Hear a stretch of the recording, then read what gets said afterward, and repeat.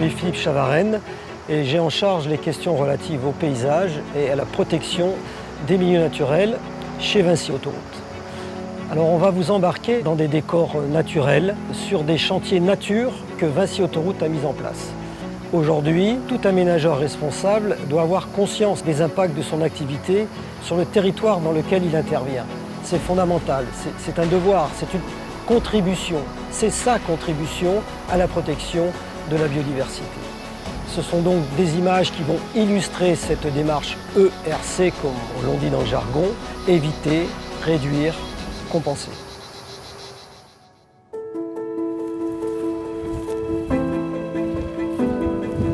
Nous sommes dans le Var, à proximité de la commune de Brignoles, sur la 8, sur le site de Piforan.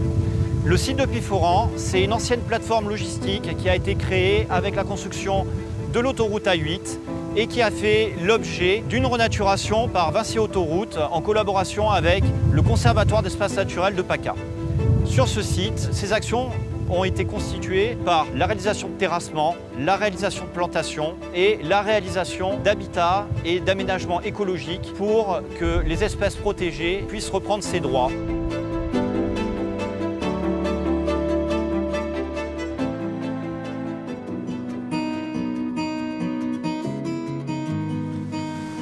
Voici un gîte à chauves-souris.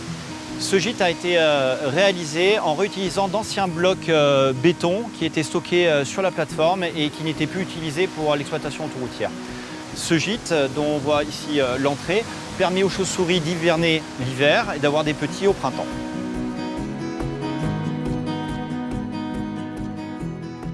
Nous sommes ici à côté d'un pondoir à reptiles. Un pondoir à reptiles, c'est un amoncellement de végétaux, de branches qui ont été récupérés lors des travaux forestiers de renaturation de l'air.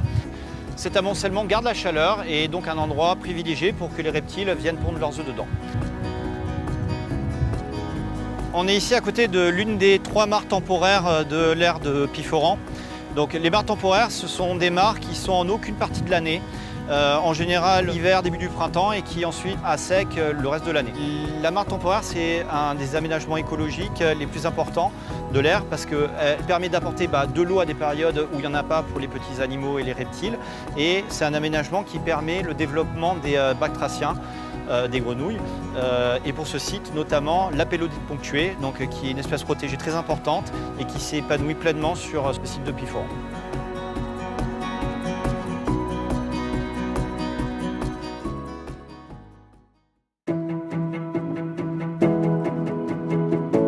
Bonjour et bienvenue. Ici, je vous accueille sur le site de la zone humide des Piles qui se situe en bordure de l'autoroute A51 qui est juste derrière moi, sur la commune de la Sols, dans le département des Hautes-Alpes. Alors ici, on est sur une zone qui a été complètement recréée, renaturée, en compensation des travaux qui sont effectués lors de la création de l'autoroute entre les communes de Sisteron et de la Sols. Ce site a été transformé pour devenir une mosaïque de milieux humides où on va retrouver des mares, des roselières ou même des prairies humides. Et c'est un bel exemple de mesures compensatoires réussies parce qu'aujourd'hui, on dénombre plus de 260 espèces sur le site, dont certaines avec des enjeux environnementaux très forts.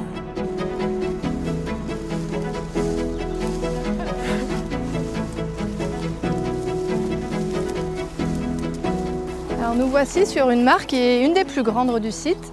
On voit qu'elle a été recreusée ici pour permettre à l'eau de circuler librement. Il y a une très grande roselière sur cette partie-là. On voit qu'il y a énormément de libellules qui circulent au-dessus des plans d'eau. On a en effet plus de 40 espèces de libellules sur le site. Sur les 90 espèces françaises, ça fait une belle diversité qu'il est important de protéger. Donc moi je suis Elsa Hualègre, je travaille à la LPO PACA, c'est la Ligue pour la protection des oiseaux en région Provence-Alpes-Côte d'Azur, et je m'occupe de la gestion écologique du site pour le compte de Vinci Autoroute.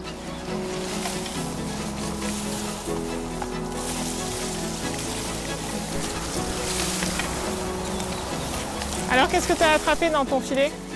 Alors, ce filet magique, en fait, c'est un filet entomologique qui est fait exprès pour attraper les insectes sans les abîmer. Et on peut voir qu'on a attrapé notamment un magnifique papillon. Voilà, donc après ce qu'on fait, on identifie tout ce qu'il y a dedans, à savoir les sauterelles, les criquets, les punaises, les papillons.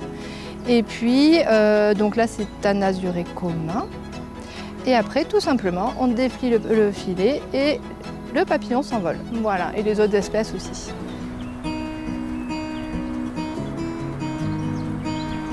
Alors nous voici devant un ouvrage que l'on appelle un passage à faune. Donc cet ouvrage a été créé en même temps que l'autoroute et il permet aux animaux de transiter entre la Durance et la zone des Piles en toute sécurité en passant sous l'autoroute. Il peut y avoir des espèces style notre fameux castor d'Europe, il peut y avoir des cerfs, des chevreuils, des renards. Donc on va les voir ensemble si on voit des traces d'animaux qui sont passés récemment. Bon, on va voir là, si on trouve des traces. Il y en a pas mal là. Ouais, ben, les bénévoles sont venus, ils ont tout ratissé pour qu'on puisse, voilà, pour retrouver des nouvelles, pour voir s'il y a d'autres animaux qui sont passés. Et on arrive à savoir ce que c'est? Alors, qu'est-ce qu'on a? Ben là, on a un oiseau, après lequel c'est impossible à dire. On a des traces, ça c'est du blaireau, on voit bien les griffes devant. On a du chevreuil, on a du sanglier. Et après, bon, il doit y avoir aussi potentiellement notre fameux castor, peut-être il y a des traces un peu plus loin peut-être. Et puis il peut y avoir aussi du renard. Donc c'est très très fréquenté. On peut voir qu'en très peu de temps, il y a beaucoup d'animaux qui sont passés. C'est super positif. Ouais, non, c'est sûr que ça montre bien que la nuit, il se passe beaucoup de choses ici.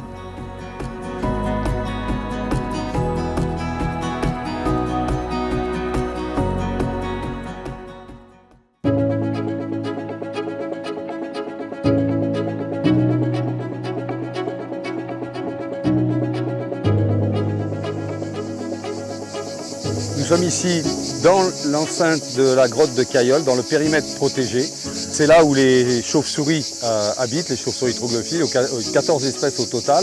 Le travail qu'on a mené, c'est un travail global sur la mise en évidence des principaux sites à chauves-souris troglophiles pour une protection en chaîne via une réserve nationale.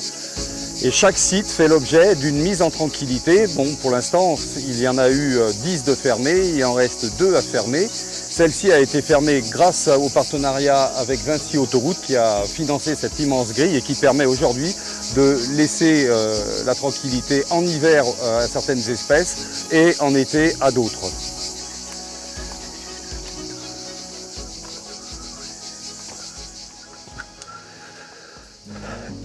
Eh bien, nous voilà à l'intérieur de la grotte. C'est donc une grotte calcaire qui se développe pas trop en profondeur, moins de 100 mètres de profondeur, mais qui s'étage sur plusieurs niveaux, avec des salles qui font entre 60 et 100 mètres de long. C'est une grotte relativement humide, mais pourtant assez chaude en période estivale, qui permet donc à un grand nombre de chauves-souris troglophiles de venir se reproduire et de mettre au monde leur unique jeune.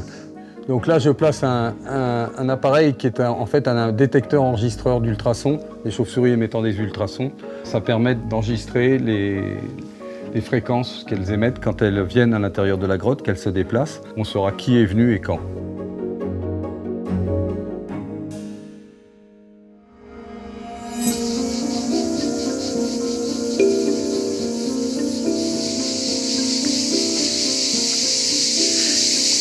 Et donc cet endroit, on l'appelle la table du loup. C'est le dernier point d'eau en période estivale. C'est là où viennent boire toutes les chauves-souris rupestres, toutes les chauves-souris qui vivent dans les grottes alentours, dont la plus grande chauve-souris qui existe en Europe, le molosse de Cestonie, qui fait plus de 50 cm d'envergure.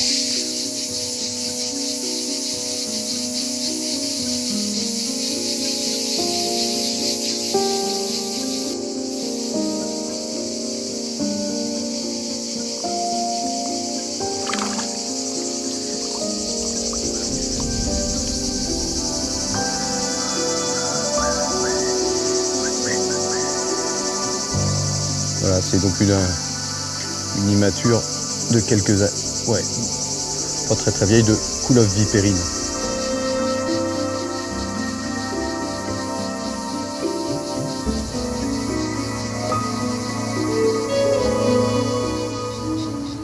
Nous venons de voir 3 exemples qui illustrent parfaitement la prise en compte, l'implication de Vinci Autoroute sur ce sujet de l'évitement, de la réduction, de la compensation. On aurait pu choisir d'autres exemples puisque systématiquement aujourd'hui sur tous nos chantiers, cette démarche est appliquée. Je pourrais citer par exemple la restauration d'un cours d'eau ou les écoponts.